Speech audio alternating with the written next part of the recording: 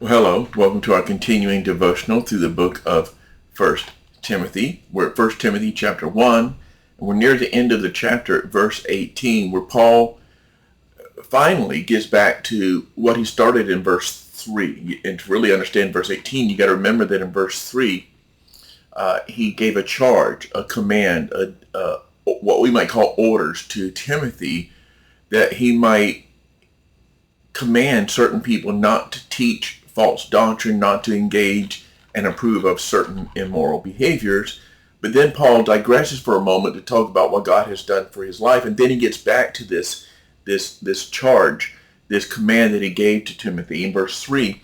And he says in verse 18 this charge I entrust to you, Timothy, my child, in accordance with the prophecies previously made about you, that by them you may wage the good warfare, holding faith and a good conscience.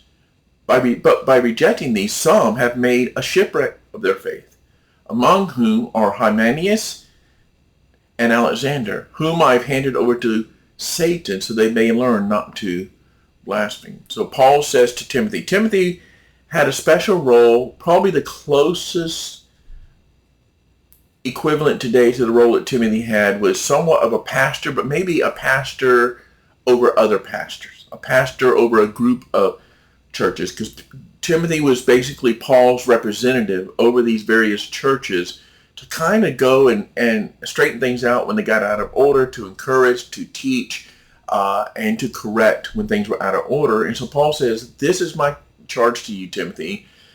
You're my child, not meaning in any way a negative thing, but you're my protege, you're my helper, you're the one that I equipped for this purpose.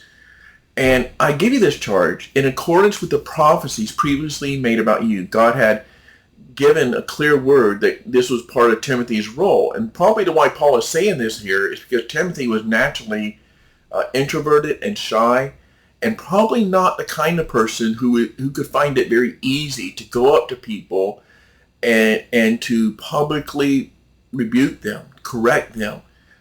That was not part of Timothy's nature, but it was part of Timothy's calling. Those two things don't always line up. Sometimes God calls us to do things that are contrary to our nature. I think of Moses. Moses was called to be a prophet, to be a spokesman, to go to Pharaoh and boldly declare, let my people go.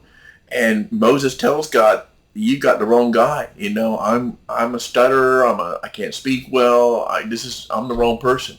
Same thing with Jeremiah. I'm only a child. You know, all of this could happen, but sometimes what our calling is doesn't match our nature, but God's gifting overcomes our nature. And so Paul reminds Timothy, I know this is not you, but you know what the prophecies were. You know how God has spoken. You know what God has called you for. Therefore, do it anyways.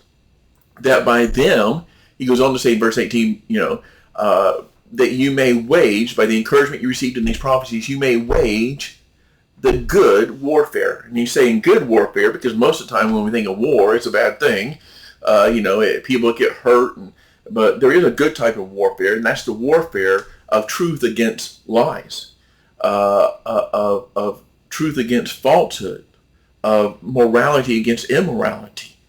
And that's what he's saying here. When we stand true and boldly affirm what is true and speak the truth of God and live the truth of God, we're in a warfare. There's a battle going on, but it's a good warfare. It's a good kind of battle that we need to stand strong in. And then he says in verse 19, holding faith and a good conscience. We need to do this while maintaining the faith, holding to what is true, and living morally, living good behavior. Some people, Paul says, we don't know who these two people were, Hymenaeus and Alexander. We don't really know a lot about them. But we do know this. They've walked away from the faith. They've walked away from the moral standards of the Bible. They violated their conscience. They violated the doctrines of Scripture. And as a result of that, according to verse 19, at the end of verse 19, they made a shipwreck of their faith. They're destroying their own walk with God. And Paul says, I've handed them over to Satan that they may learn not to blaspheme. And there's a lot of discussion about what does that mean? You handed them over to Satan.